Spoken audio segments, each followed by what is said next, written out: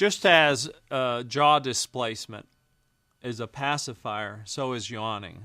And a lot of times, players, when they're bluffing, they'll go all in, and then the next thing you'll see is they'll yawn. They'll go, "Ugh."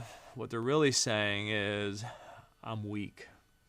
And it's often masked, but that's why a lot of times when I used to be in the FBI, I used to see a lot of people under arrest yawning, and it wasn't because of the time of day.